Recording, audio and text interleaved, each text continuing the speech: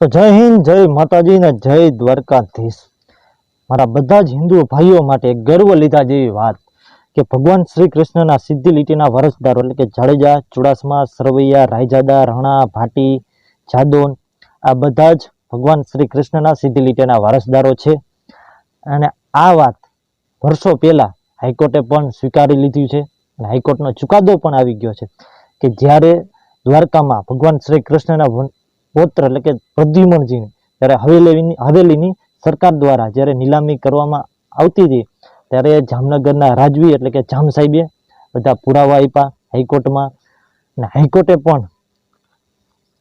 હાઈકોર્ટે બધા પુરાવાને જોઈને હાઈકોર્ટે ચુકાદો આપી દીધો કે ભગવાન શ્રી કૃષ્ણના સીધી લીટીના વારસદારો એટલે કે જાડેજાઓ છે। એટલે આ હવેલીમાં કાયદેસર રીતે હક ભગવાન શ્રી કૃષ્ણના વંશજોનો જ થાય છે। પણ આ વાત અમુક લોકોને હજમ નથી થતી। આખો સમાજની પણ આખો સમાજ ખરાબ નથી હોતો, પણ હરેક સમાજમાં અમુક લોકો જે લુખી તીડિયું અમુક હોય છે જે આખા સમાજને ગેરમાર્ગે દોરતી હોય છે અને ક્ષત્રિય સમાજને અમુક લુખી તીડિયું જે માત્ર ને માત્ર ક્ષત્રિય સમાજને અવારનવાર ટાર્ગેટ કરતી હોય છે સોશિયલ મીડિયામાં।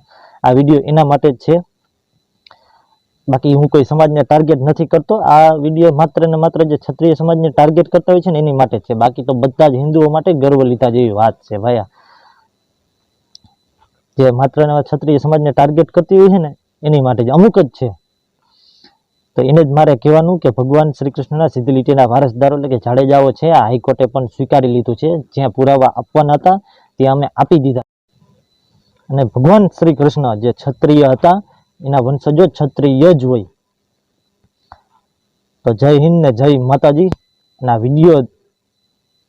વિડીયો માત્ર ને માત્ર અમુક જે લોકો છે ને એની માટે જ છે, કોઈ સમાજને હું ટાર્ગેટ નથી કરતો। જે અવારનવાર ક્ષત્રિય સમાજને ટાર્ગેટ કરતા હોય છે ને એની માટે જ આ વિડીયો છે, બાકી તો બધા જ હિન્દુઓ માટે ગર્વ લીધા જેવી વાત છે। કેમ કે અમે એ ક્ષત્રિય છીએ જ્યારે 18 વરણને અમે સાથે લઈને પહેલા પણ હાલતા અને હજી પણ અમે 18 વરણને સાથે લઈને જ હાલી છીએ। તો જય હિન્દ ને જય માતાજી।